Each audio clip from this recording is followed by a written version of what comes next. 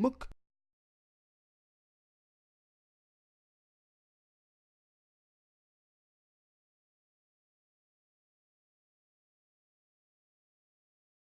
Bonjour et bienvenue de nouveau dans le Nouveau Muséum. Alors, à la suite, donc, pour cette seconde session, ou troisième session, c'est pas très grave, je vais aborder le XXe siècle, des éléments importants du XXe siècle. Alors, dans le XXe siècle, on va remonter un petit peu les allées du Nouveau Muséum. On va passer à la cybernétique, puisqu'on a vu la cybernétique dans le cours précédent. Et je vais directement voir un personnage emblématique, qui est Marshall McLuhan. Marshall McLuhan, c'est un sociologue canadien qui, en 1964, fait paraître un livre qui s'appelle Pour comprendre les médias, Understanding Media. Et Marshall McLuhan, en fait, s'est rendu assez célèbre parce que c'est un sociologue assez visionnaire, qui a eu beaucoup d'intuitions sur les grandes mutations qu'allait provoquer l'évolution des nouvelles technologies, en particulier l'évolution des mass médias, et comment elles allaient changer notre relation au monde et aux autres, et aussi sur notre relation aux outils. Alors là, je vais vous parler très précisément ici de la relation aux outils. Marshall McLuhan s'est aussi rendu célèbre avec ses aphorismes comme le message, c'est le médium. Si on a un peu de temps, on reviendra sur cette notion du message qui est le médium. Mais là, je vais plutôt aborder donc la relation aux outils. Donc McLuhan, qu'est-ce que c'est un outil ? En gros, les outils sont essentiels dans ce qui va caractériser l'humain. C'est-à-dire, je pense, moi, que l'humain sans outils n'existait pas. Comme on l'a vu dans les séances précédentes, nous sommes habités par l'idée, qui est héritée du mythe d'Adam et Ève, des religions révélées, que l'humain existerait, qu'il existerait un humain nu, on va dire, comme Adam et Ève, qui n'ont pas de vêtements ni de maison. Ils sont tout nus au paradis. Donc, ce qui induit que l'humain sans outils, que l'humain pourrait exister sans outils. Qu'il y aurait une essentialité, on va dire, de l'humain affranchie des outils. Parce que, évidemment, les vêtements, les maisons, les chaussures sont des outils qui servent à compenser nos lacunes, donc à nous protéger du froid, et qui servent aussi à communiquer.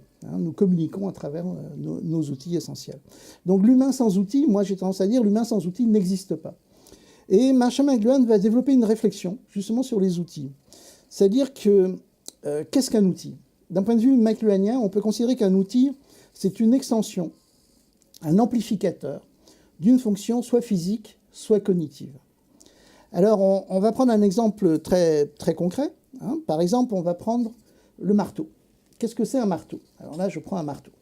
Hop, j'ai un marteau. Le marteau, c'est donc un outil. C'est un outil amplificateur qui va amplifier quoi ? Il va amplifier la main. C'est une extension de la main, c'est un amplificateur de la main. Et avec le marteau, eh bien, je peux frapper plus fort.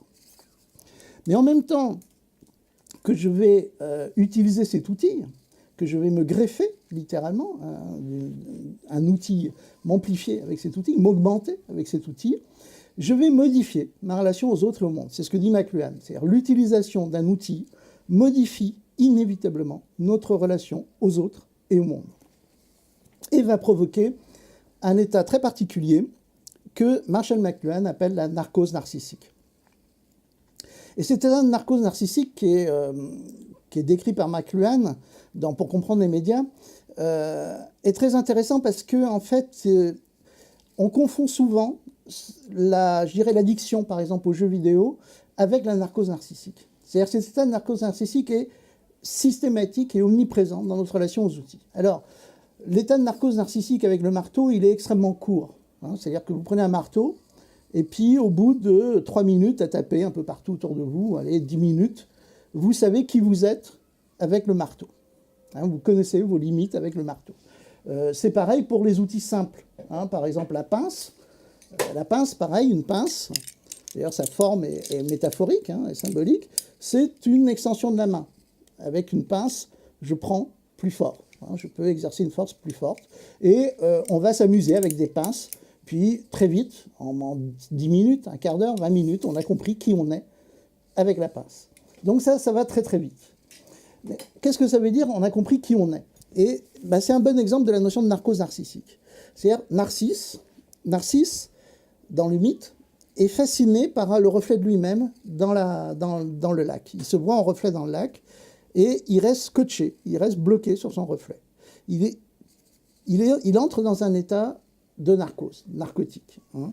Pourquoi? Parce qu'il essaie de comprendre qui il est. Il se regarde, il se trouve tellement beau, et il se dit, mais quelle est cette créature extraordinaire que je vois devant moi? Et là, il rentre en boucle. Et il est d'une beauté tellement divine qu'il va rester éternellement en boucle à se regarder.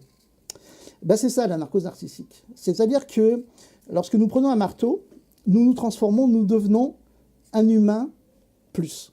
L'humain plus le marteau. Alors déjà, savoir qui nous sommes nous sans outils, c'est pas évident.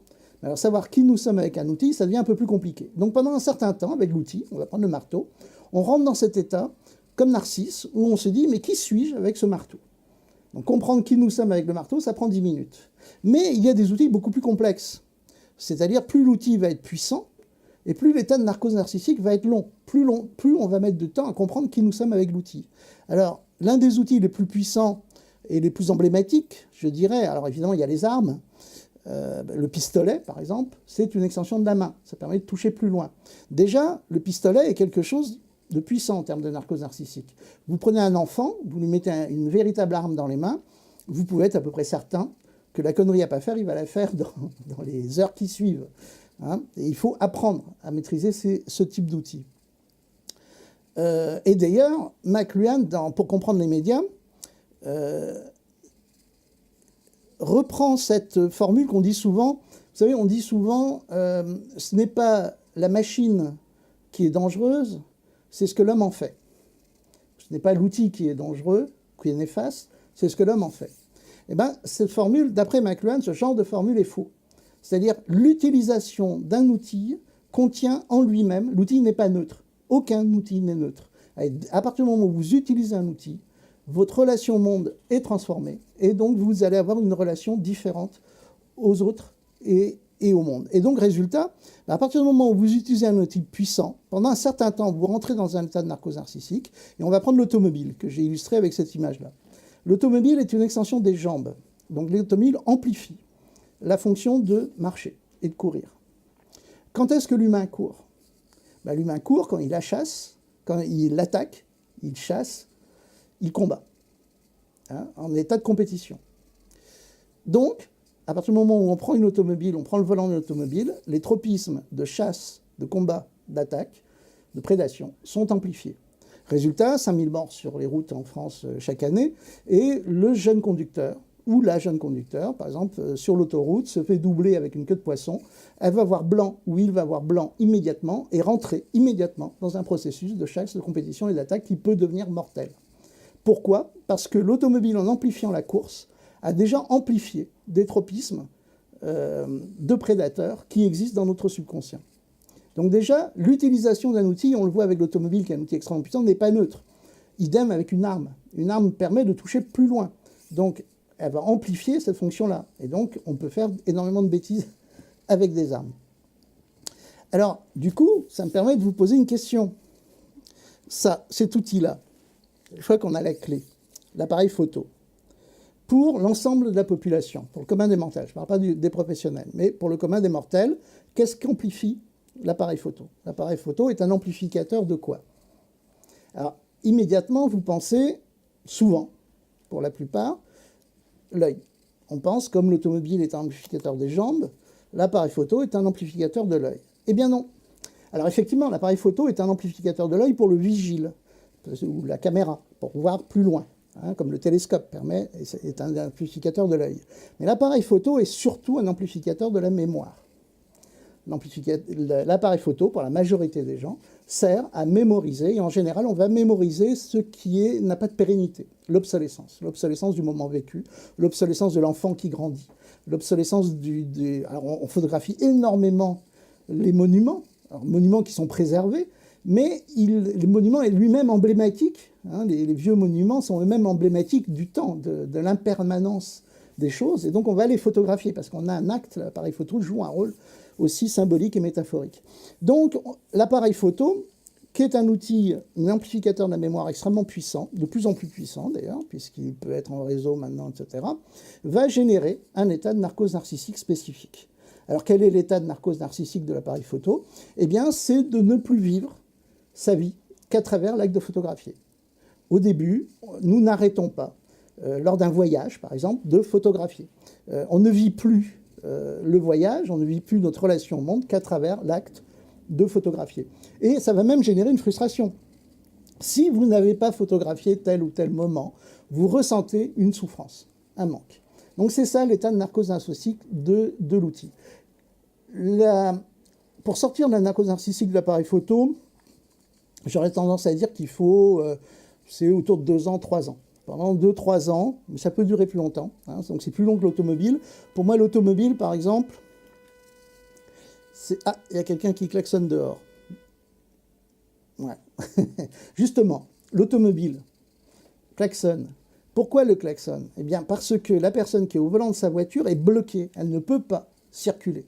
Donc, le fait d'être à l'intérieur d'un outil qui amplifie la course, hein, qui amplifie le fait d'aller courir, mais que cet outil ne peut pas bouger. C'est-à-dire vous êtes coincé dans un embouteillage, vous êtes coincé dans un parking, l'état de prédation va monter d'autant plus fortement, puisqu'il va y avoir une frustration de ne pas pouvoir évacuer ou exécuter cette action de se déplacer rapidement, et du coup ça va générer un état de nervosité, de tension, qui est souvent démesuré et qui peut basculer dans une agressivité extrêmement forte. Donc la narcose narcissique n'est pas du tout quelque chose d'anecdotique, hein, d'anodin, le fait de l'emprise de nos outils, hein, parce que l'automobile est un outil. Donc je disais pour l'appareil photo, alors pour l'automobile, moi je dirais que la plupart des gens vont être dans un état de narcose narcissique avec leur automobile pendant 6 mois. C'est-à-dire pendant 6 mois, vous allez... Alors l'automobile aussi a inventé, chaque fois qu'on a un nouvel outil, cet outil, qui peut être un robot, hein, les futurs outils, là, vous voyez venir, hein, ce sont les robots, les créatures artificielles, mais pour l'instant, on reste sur l'automobile. L'automobile va inventer une nouvelle relation au monde.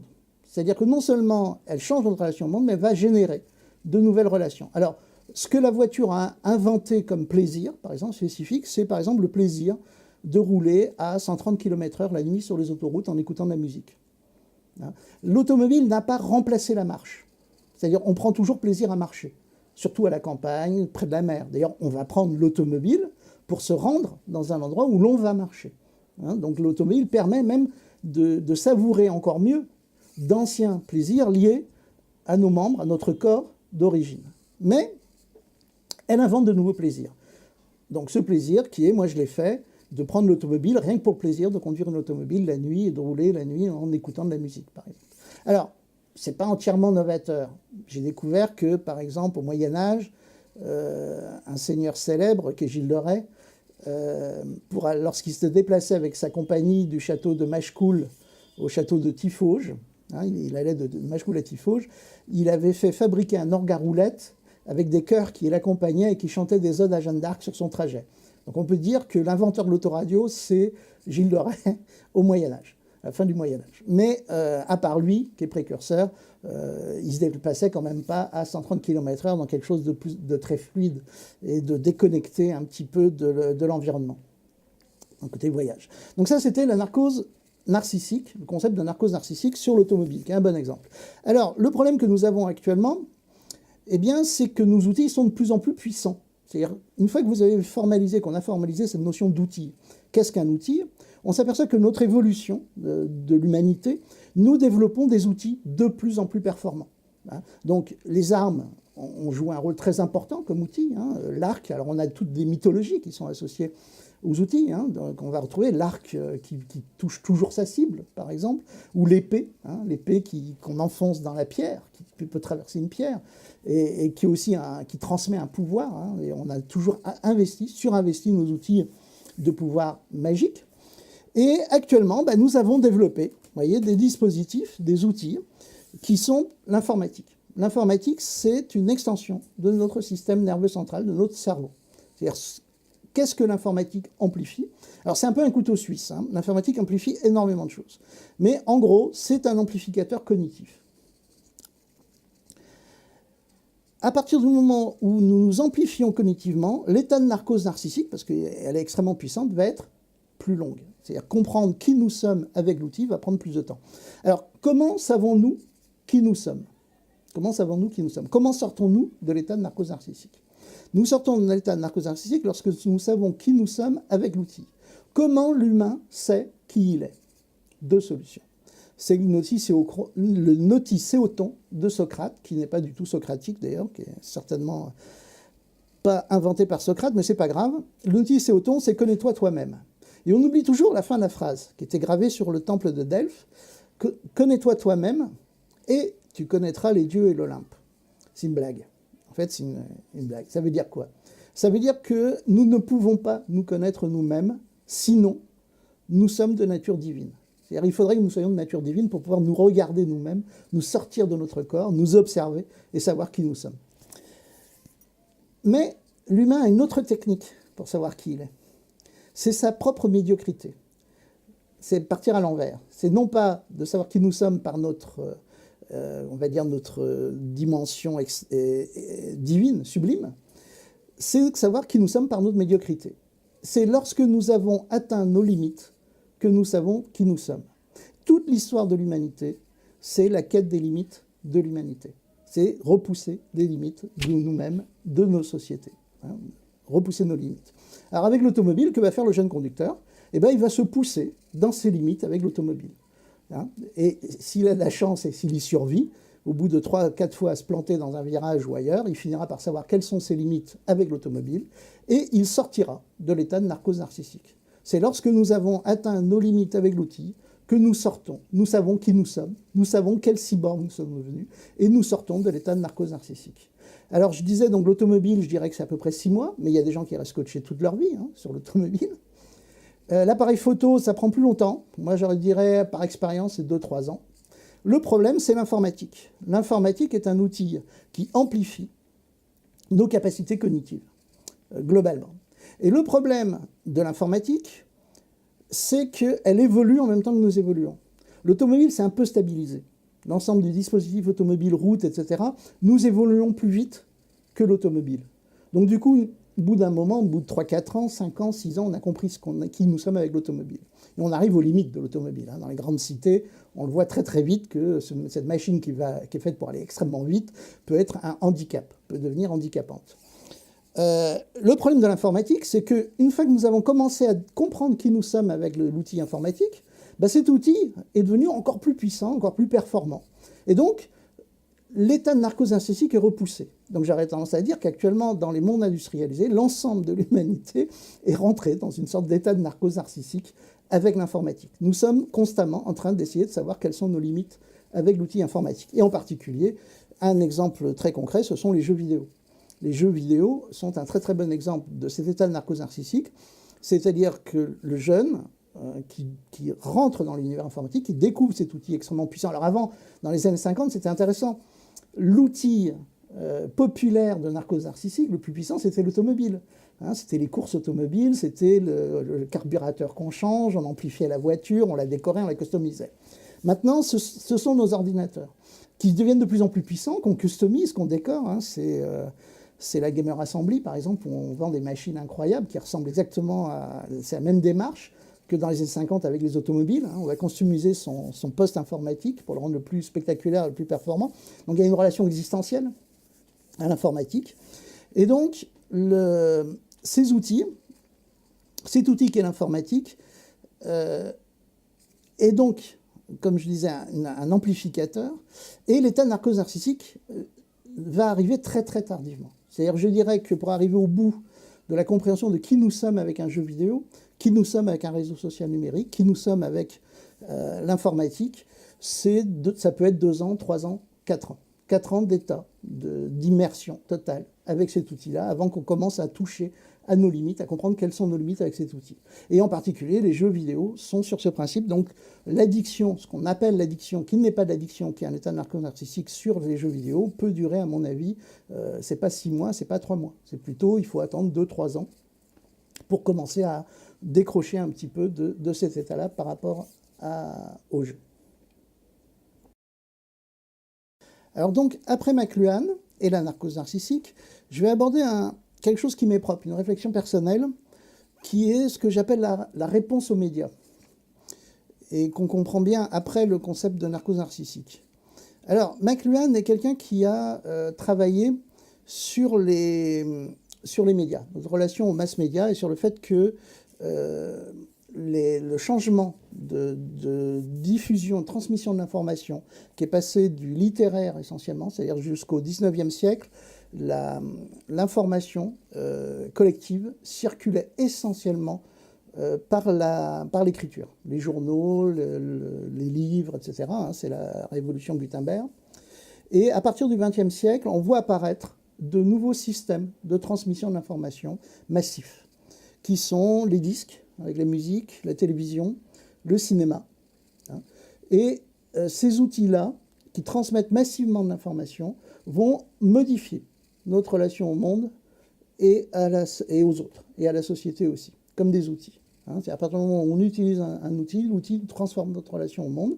Et la lecture et l'écriture généraient un mode de relation au monde très particulier, qui va être augmenté, amplifié, par une autre relation au monde générée par les mass médias audiovisuels. Alors, je ne vais pas m'étendre trop sur la spécificité des modifications que provoquent les mass médias. C'est très bien décrit par Marshall McLuhan dans son livre « Pour comprendre les médias ». Hein. C'est-à-dire sur le fait que, donc je vous donne les pistes, la lecture et l'écriture génèrent un mode de pensée séquentiel linéaire, de gauche à droite pour les Européens. Donc si par exemple, c'est McLuhan qui l'explique dans son livre, si je vous dis la maison, le concept de maison est un concept de nature globale, que vous percevez globalement. Mais pour le percevoir globalement, vous avez dû attendre dans un temps donné, donc on a une progression linéaire, la succession des 3 éléments non signifiants, la, mais, zon, qui prennent leur signification dans leur juxtaposition temporelle et qui génèrent un concept de perception globale. Du coup, la lecture et l'écriture ont tendance à nous faire organiser le monde de façon séquentielle et linéaire, dit Marshall McLuhan, à la différence d'une relation aux icônes, aux images. Par exemple, un idéogramme asiatique, c'est un dessin de maison, c'est une forme de maison. Donc il y a une adéquation immédiate, une perception immédiate, globale, entre la lecture de l'idéogramme maison et le concept maison. Résultat, ça va structurer une relation au monde différente. Et donc, du coup, on le voit, les religions, par exemple, asiatiques, sont des religions de la globalité, de l'ensemble. Hein. Dans la peinture asiatique, chinoise en particulier, on s'aperçoit que le vide qui sépare les choses est aussi important que le plein. Hein. Dans le tableau, le dessin et le vide sont aussi importants dans l'équilibre. On a des philosophies, hein, le bouddhisme, ou des philosophies qui sont plus des philosophies de la globalité. Alors que nous avons, par exemple, à travers nos religions, on voit la peinture occidentale dans notre histoire, il n'y a pas de vide. Tout est plein. Il y a du signifiant partout. Tout est organisé et hiérarchisé sur des couches signifiantes. Et notre religion sont hiérarchisées. Hein, il y a le bien, il y a le mal, il y a tout un tas de choses signifiantes entre les éléments. Et nous avons donc tendance à, intuitivement, du fait de notre relation littéraire au monde, à serrer les choses et à les nommer, à cataloguer les choses en les nommant. Les masses médias, en se répandant, ont changé notre relation au monde, donc nous ont permis d'être plus réceptifs à la philosophie orientale, aux religions orientales, et ont aussi modifié notre construction existentielle au monde. Alors c'est là que j'arrive, c'est-à-dire que j'ai créé ces tableaux, et alors on va prendre, et c'est autobiographique, hein, mais ce que je vais vous expliquer, donc c'est aussi lié à ma formation de plasticien, d'artiste, et j'ai fait les grandes écoles d'art, et donc un certain nombre de choses dans le texte de McLuhan m'ont énormément parlé. En gros, l'enfant au Moyen-Âge, comment on se construit? Comment se construit l'humain actuellement? L'humain se construit à travers sa relation aux autres, à travers la relation aux parents, à travers la relation aux frères, aux sœurs, aux enseignants, au village. Le XXe siècle, en ajoutant des masses médias autour de nous, a rajouté ce que moi j'appellerais un méta-parent.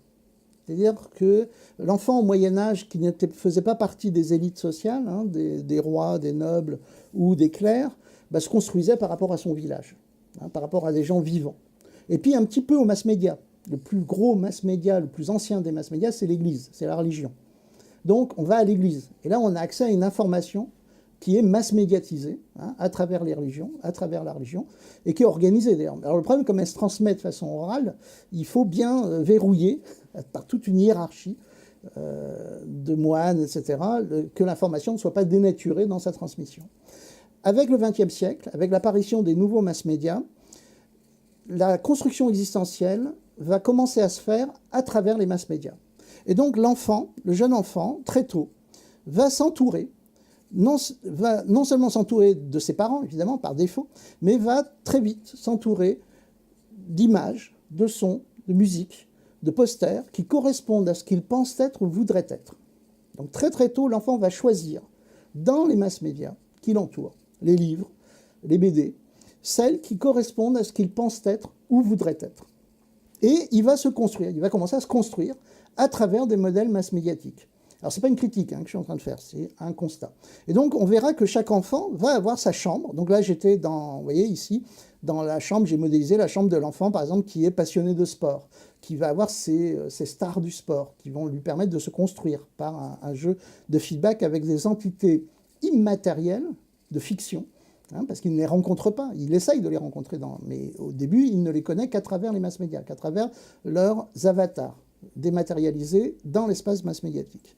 Et puis là, par exemple, j'ai la chambre du rocker, de celui qui va s'entourer de stars du rock, d'images du rock, de personnages emblématiques de la pop musique, et qui va très vite, il va très vite rentrer dans une deuxième étape. Alors donc, la première, ce que j'appelle la réponse aux médias, la première réponse aux médias, c'est-à-dire ce moment où on s'entoure de mass-médias, c'est la consommation. C'est-à-dire c'est ce que tout le système économique attend de nous, tout simplement. C'est d'acheter les produits de consommation qui sont des vecteurs existentiels. Par exemple, on va acheter les vêtements, on va acheter la moto, on va acheter la voiture, on va acheter la maison, qui correspondent à un modèle existentiel social. Ce que j'ai appris à faire en publicité, par exemple.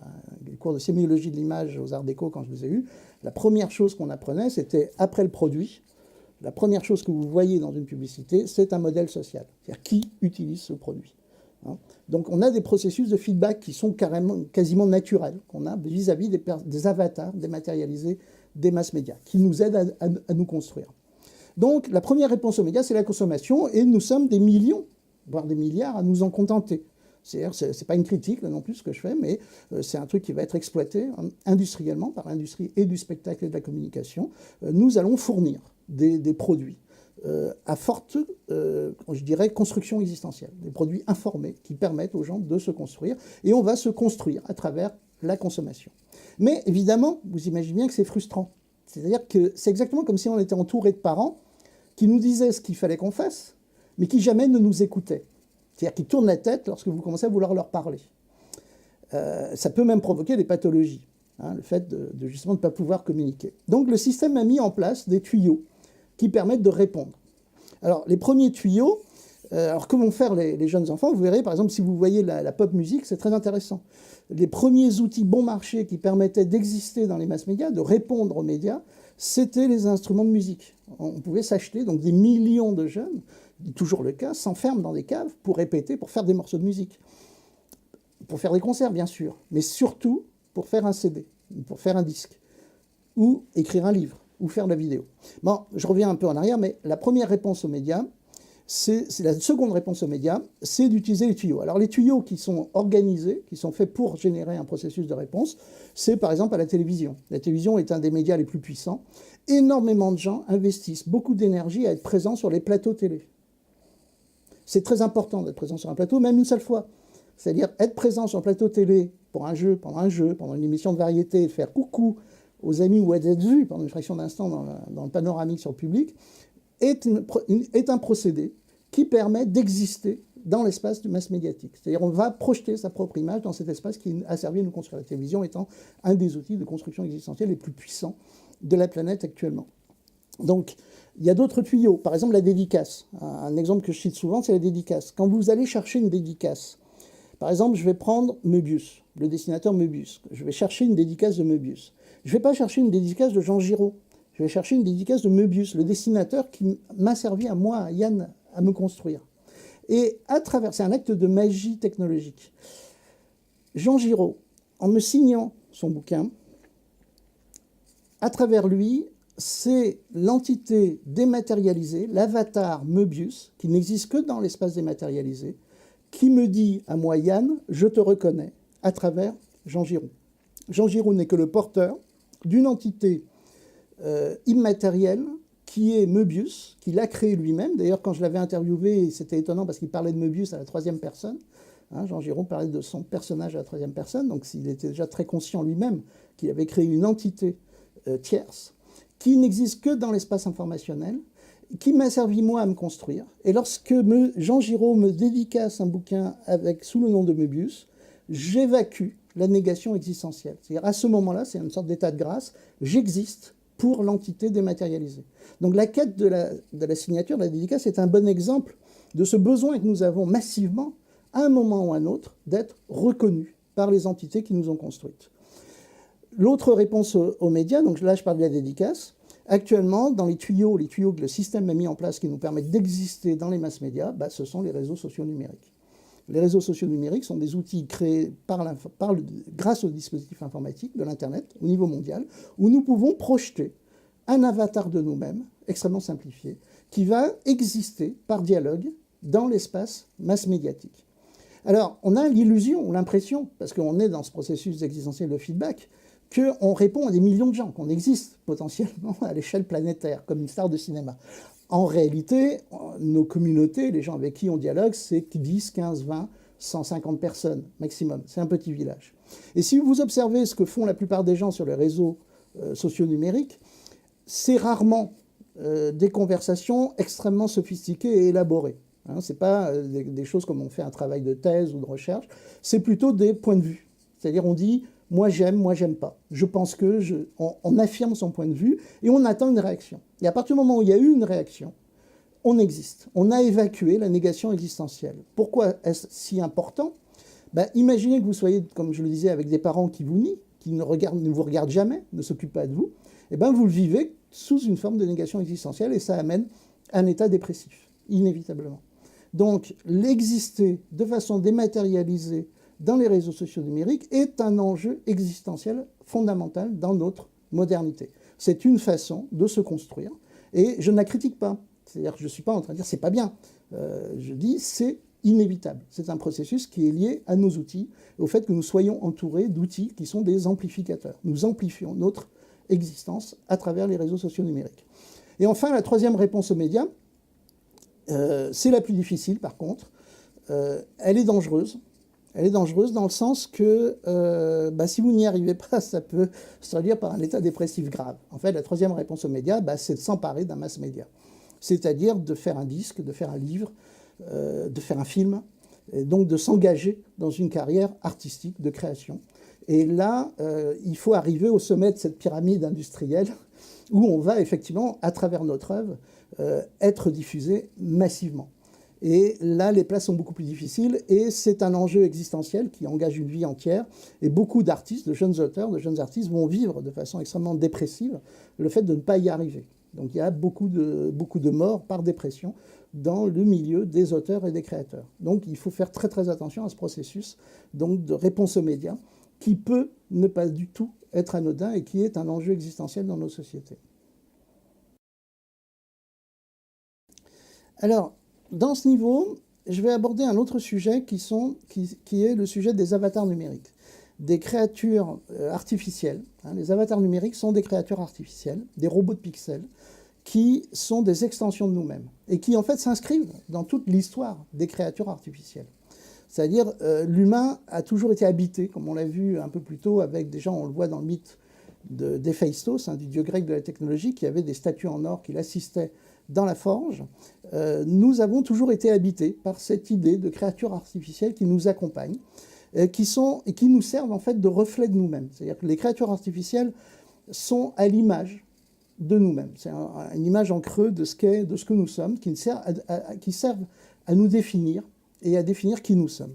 Alors, parmi toutes ces créatures artificielles, il y en a qui sont passionnantes actuellement, parce qu'elles sont beaucoup plus simples, on va dire, beaucoup plus proches que les robots, parce que les robots nécessitent la mise en place de très très hauts niveaux technologiques et industriels et d'ingénierie, alors que les robots de pixels que sont les avatars sont beaucoup plus facilement, on va dire, maîtrisables, manipulables, réalisables dans le cyberespace.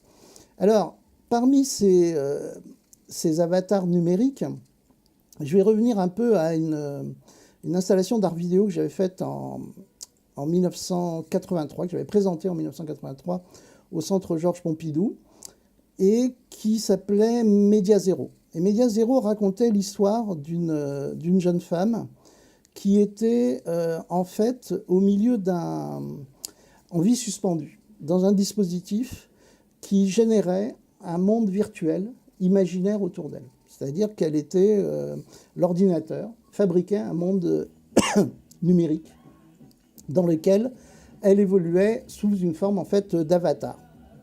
C'était inspiré en fait d'un roman de Galouille et d'un roman de Philippe Cadic.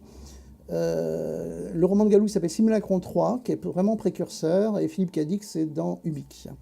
Et donc, cette jeune femme qui vivait en vie suspendue, donc vous voyez le corps, on voyait son corps sous forme de sculpture hein, dans le dispositif, préférait rester vivre dans le monde virtuel.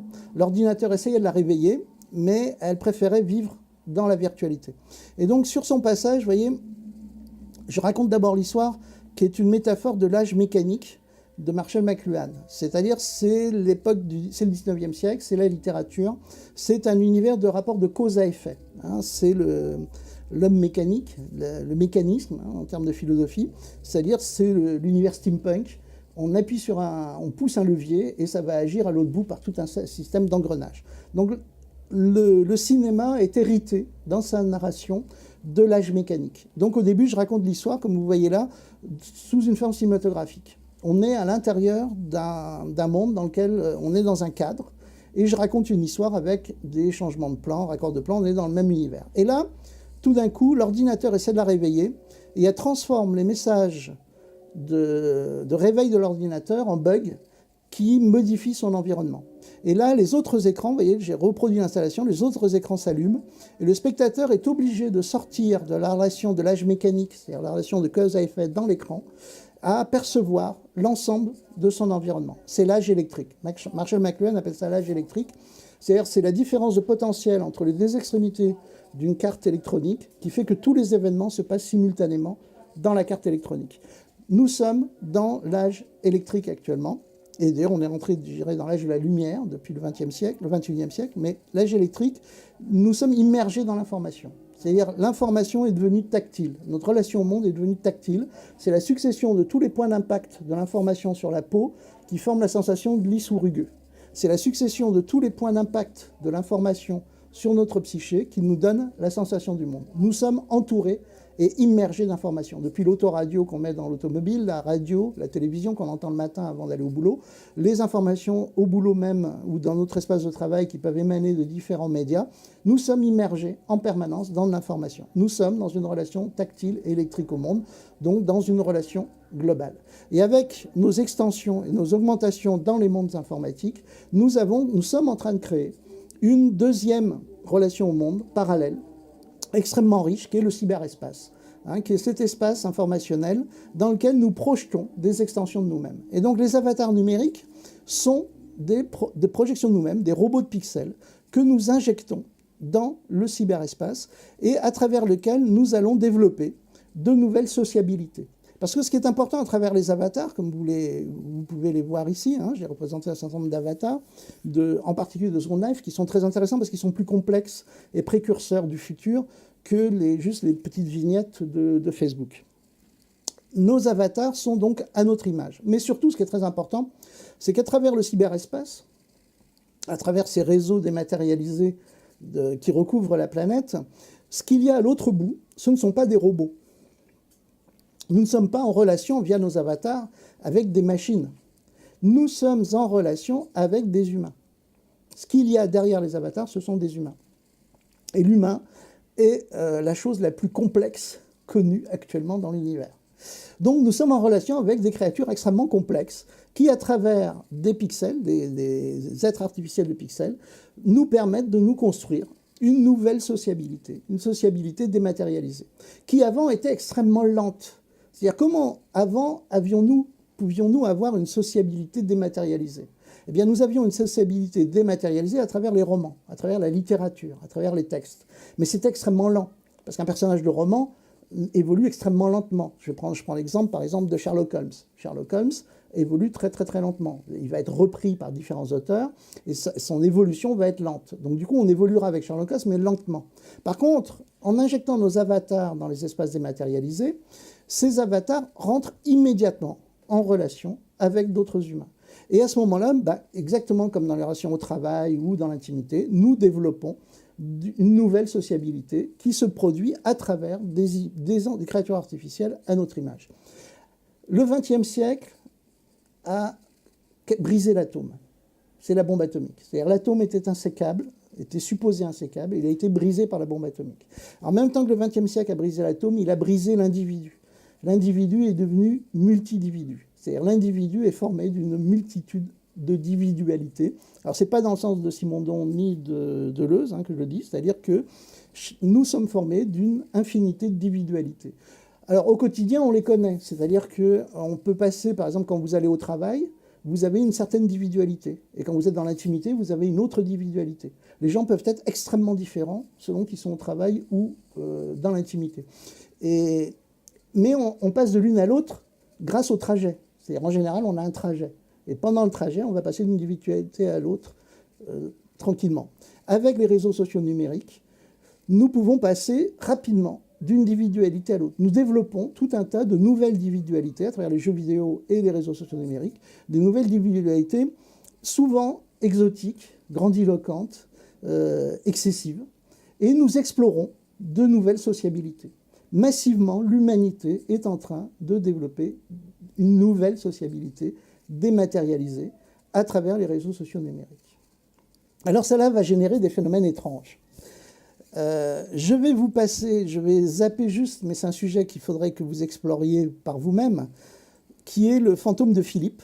C'est-à-dire c'est une expérience de parapsychologie qui a été faite dans les années 70 au Canada, où un groupe de chercheurs en parapsychologie ont essayé d'invoquer, par un jeu médiumnique, non pas un mort, une créature ayant supposé exister, mais une créature de fiction, un personnage de fiction, et ça a marché. Ça a marché, ils ont invoqué un être de fiction qu'ils ont créé, qui est Lord Philippe, et Lord Philippe s'est manifesté.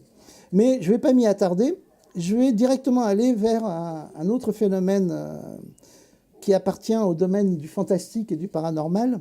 C'est le peintre Nicolet. Un jour que je lui racontais mes aventures avec mes avatars dématérialisés, mes avatars numériques dans Second Life, m'a dit, mais là, tes avatars, je vois bien. Alors Nicolet, c'est un excellent illustrateur, assez célèbre, qui est aussi un peintre médiumnique, c'est-à-dire qui se sert de la peinture pour voyager dans des dimensions parallèles, on va dire, paranormales.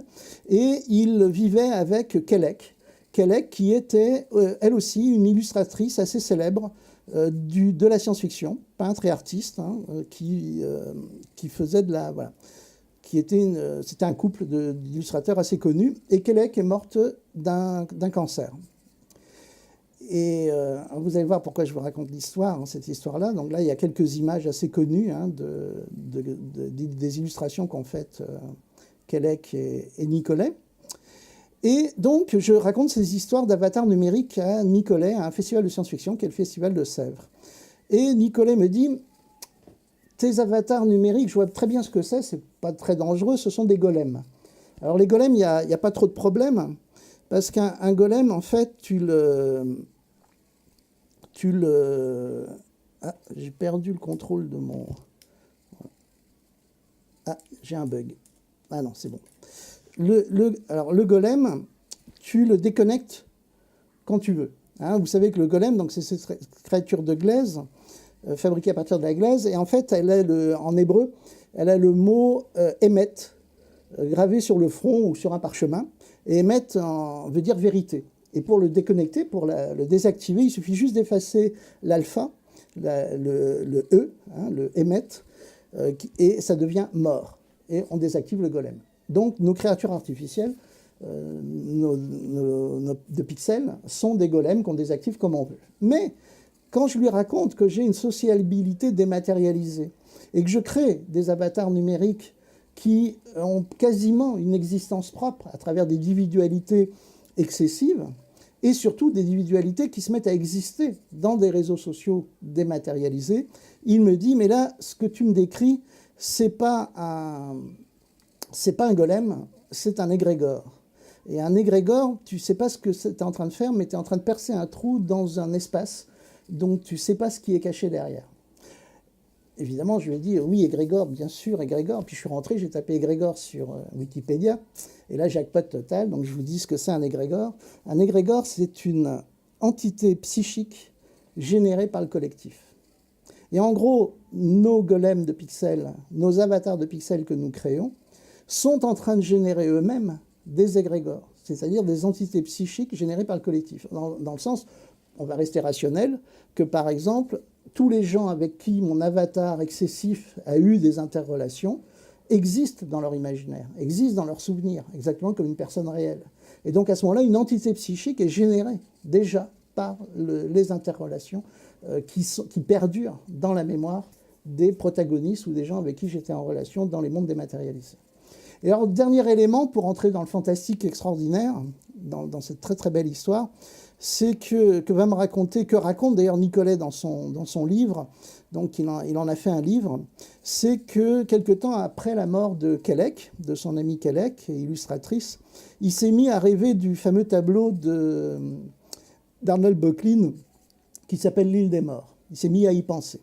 Et à un moment, il est entré dans une sorte de rêverie éveillée dans le tableau de l'île des morts. Et dans le tableau de l'île des morts, il a commencé à rencontrer des gens, des êtres surnaturels qui étaient là, qui étaient des morts, et il s'est levé et il en a fait des peintures, qui sont donc dans ce livre qui s'appelle Apparitions, qu'il a édité, et il a peint ces apparitions les unes après les autres, et à la fin de son voyage donc dans l'île des morts, il a fini par retrouver Kellek, dont il a fait des tableaux. Donc ça, c'est une très très belle histoire que j'ai trouvée très emblématique de ce que nous sommes en train de fabriquer. C'est-à-dire que Nicolet est un peintre médiumnique qui, à travers la peinture, le dessin, va explorer des zones mystérieuses et cachées, qui appartiennent-elles réellement à un espace paranormal ou métaphysique, ou cet espace paranormal et métaphysique qui nous habite, qui est au fond de nous, qui est fabriqué, qui est généré par notre existence, par notre vie, notre vécu, par nos interrelations humaines, est-ce que quelque part cette histoire-là n'est pas emblématique ou symbolique, ou ne représente pas ce que nous sommes en train de construire actuellement avec les réseaux sociaux numériques, avec des outils qui ont l'air triviaux, ces outils électroniques, qui nous permettent de projeter notre identité à l'échelle planétaire, de nous injecter dans des réseaux mondiaux. Et dans ces réseaux mondiaux, nous sommes en train, je pense, à travers ces golems de pixels que sont nos avatars numériques, nous sommes aussi en train de générer un espace qui est de nature quasi paranormale ou métaphysique, avec toute cette complexité qui a habité l'humanité depuis ses origines, se retrouve projetée et dématérialisée actuellement dans le cyberespace.